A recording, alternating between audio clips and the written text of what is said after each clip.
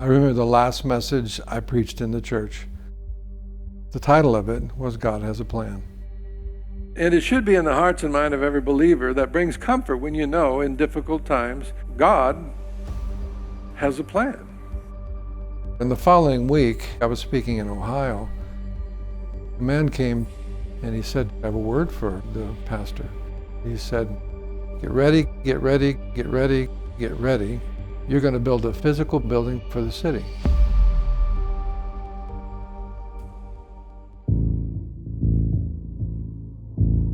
Monday morning, I was sitting in my home office. It was about 10:30 in the morning. I remember getting an alert on my phone. It said we had a fire alert. I logged into our system, began to view all the different cameras. Everything looked fine. By then, the fire chief had gotten to the front of the building, and he called me on my cell phone. I was talking to the fire chief while I was watching him at the front door. He was peeking in. He began to walk around the west side of the building. I began to see something that looked like little dust bunnies that were floating in front of one of the cameras. The chief looked around the west end of the corner and he said, "There's a fire, I've got to go." And he hung up. The smoke began to fill the whole sanctuary and all the cameras went dead. My wife and I quickly got to the church, Pastor Jared. He called me and he said, "Dad, brace yourself, it's bad." And my first words out of my mouth, "Well, God, the building is yours. It's always been yours and it always will be yours. You do whatever you want to do." 8-10 hours later, we realized that it's a total loss.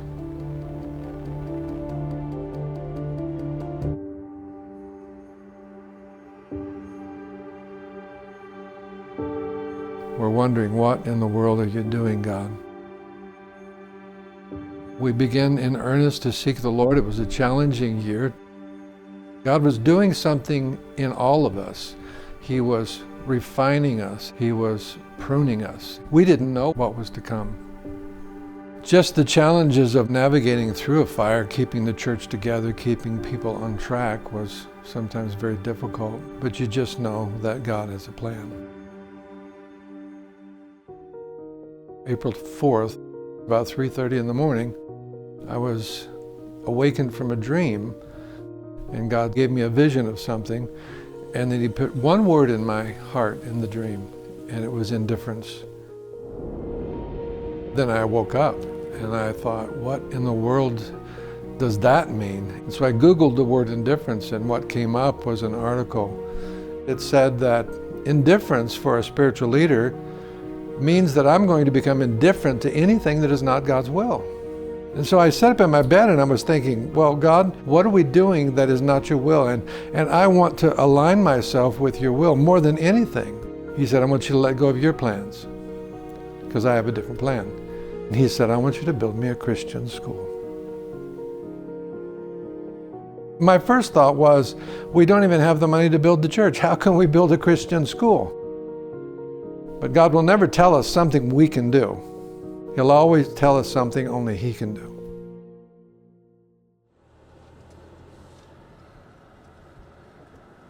This is where we have our service on Sunday morning. It's called Cornerstone Christian Academy. They've been very good to us while we're working to rebuild our church.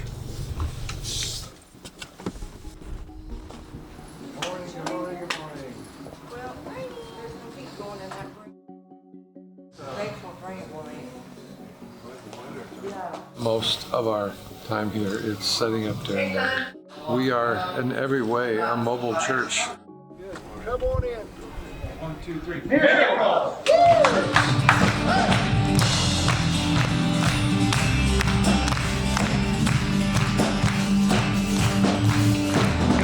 You are always up to something good.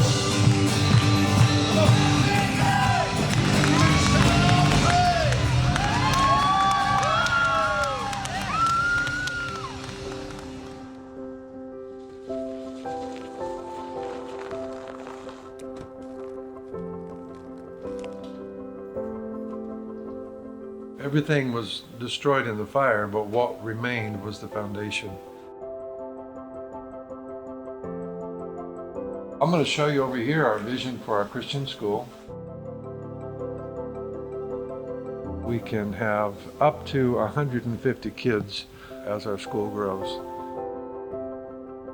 This is the rooms that we're going to not only use for Foundation Christian Academy, we're also going to use for Victory Kids on Sunday morning.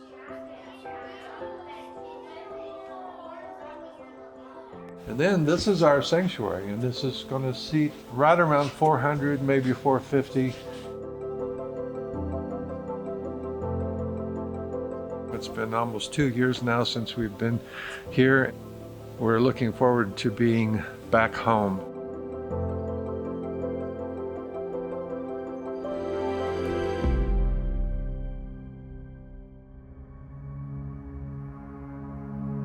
And there's a great story in the book of Daniel.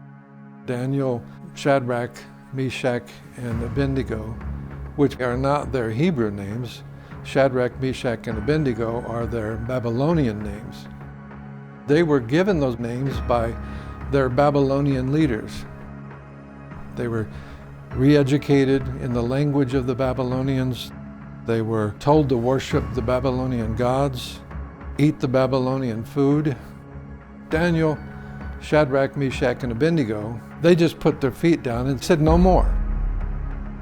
We're not going to be indoctrinated any further. I believe one of the reasons that God put it on our hearts to do a Christian school is because the culture we're in. We have a system that's trying to indoctrinate our kids from a very young age and then trying to remove the voice of the parent. I have God-given rights as the parent. I am the one that birthed my kids. School district board of adults made the decision to feature an event to hypersexualize young children. My 11-year-old daughter was in elementary school here at Chico Unified, and her elementary school transitioned her from female to male behind my back. And you allow a male to use a female bathroom, you're going to put all of their moral health and safety at risk.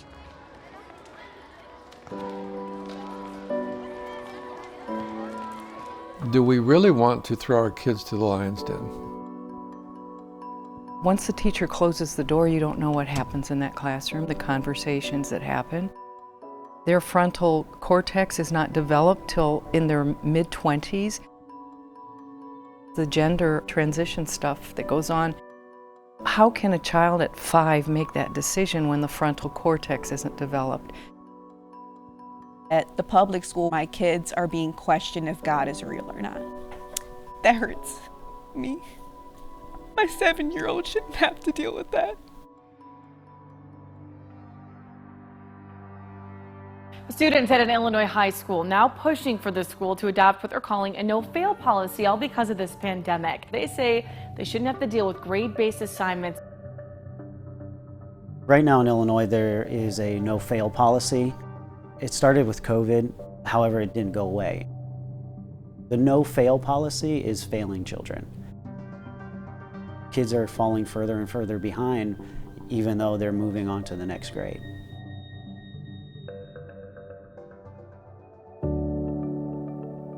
I had 2 sons that were in school. Jared was very outgoing and Matthew was more shy. He was more of an introvert. We got a call one day from one of the teachers. She said, if you don't pull Matthew out, you're gonna lose him. He was doing the best he could in school, but he was a follower. We homeschooled him and pulled him out. He was able to get his footing, his foundation, to where he felt strong. He testified, because my parents did this for me, I was able to work out my own salvation. Blessed assurance,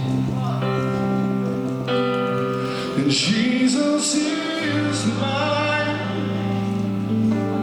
and I trust in God, my Savior, the one. I sought the Lord, and He heard, and He answered. That's why I trust Him. That's why I trust Him. My Savior, the one.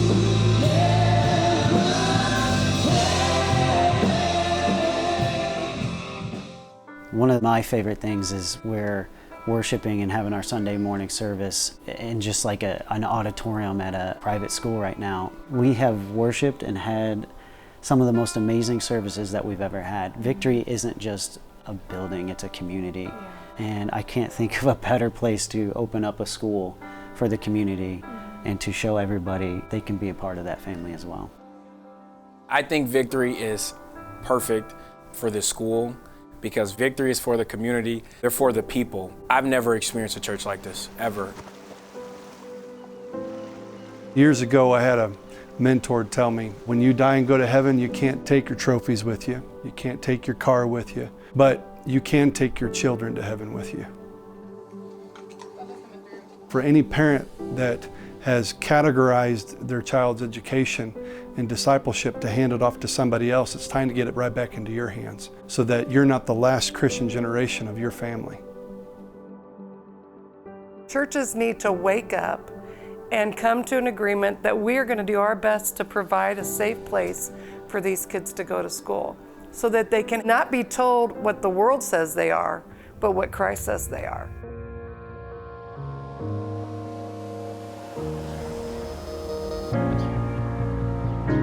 There is a need in the community, a big need. A lot of the other schools, private schools, have waiting lists. Foundation Christian Academy will be open for anybody in Central Illinois. Anybody can come to the school, but they need to realize that we're going to share the gospel with your student.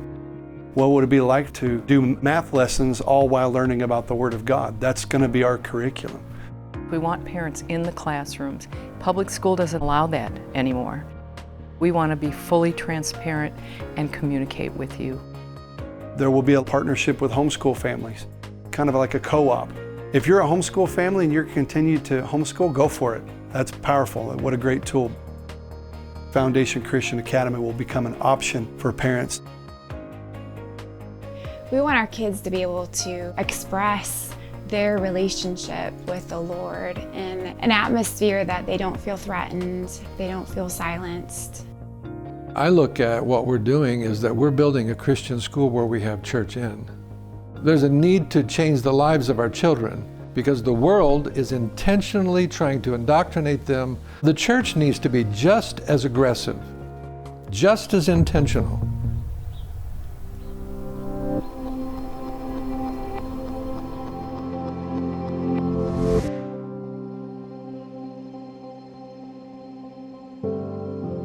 We're facing a spiritual battle. I promise you this, when you wake up in the morning, there's an assignment against you by the kingdom of darkness. Now, greater is he that is in us than he that is in the world. There's no weapon formed against us that will prosper, and every word that rises against us shall fall. The battle is already won. Jesus won the battle on the cross. God's will prevail, I promise you.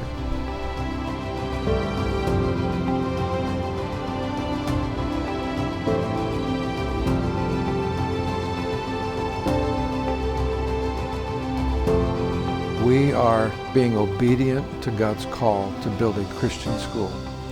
We're believing God that He's going to raise up supporters.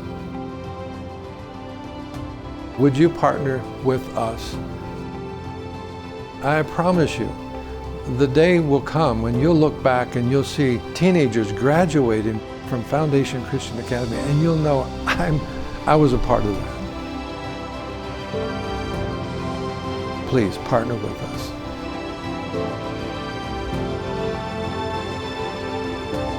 Help us fulfill God's plan. God bless you.